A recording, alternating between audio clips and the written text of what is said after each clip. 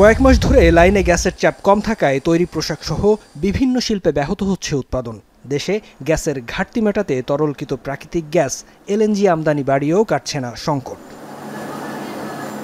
বিশেষ করে গাজীপুর, সাভার, নারায়ণগঞ্জ শিল্পাঞ্চলে উৎপাদন নেমেছে প্রায় অর্ধেকে, ফলে কমেছে রপ্তানি, যার প্রভাব পড়েছে সামগ্রিক অর্থনীতিতে। এমন অবস্থায় শনিবার সকালে গাজীপুর ও সাভার আশুলিয়ায় শিল্প কারখানা পরিদর্শন করেছেন জ্বালানি উপদেষ্টা ফাউজুল কবির খান।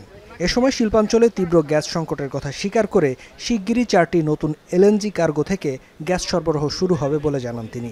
বলেন, তৈরি পোশাক কারখানাগুলোতে গ্যাস সংকট থাকবে না, পাশাপাশি অন্য শিল্প কারখানাগুলোতেও সংকট সমাধানের চেষ্টা চলছে। আমরা 4 কার্গো এক্সট্রা এলএনজি আনতেছি। আমরা আশা করতেছি এটা ওই একটা কার্গো আসছে, কিন্তু এটা ওই যে সমুদ্রের উত্তাল আবহাওয়ার জন্য এটা ডকিং করতে পারে না। তো এখন এটা ডকিং করছে। তো আমরা আশা করতেছি আজকে বিকালের মধ্যেই, সন্ধ্যার মধ্যেই পরিস্থিতির উন্নতি হবে। দেশে অসংখ্য অবৈধ গ্যাস সংযোগ রয়েছে বলে জানিয়ে শিগগিরই অবৈধ সংযোগ বিচ্ছিন্ন করার পাশাপাশি জড়িত তিতাস কর্মকর্তাদের শনাক্ত করে ব্যবস্থা নেয়ার হুঁশিয়ারিও দেন জ্বালানি উপদেষ্টা।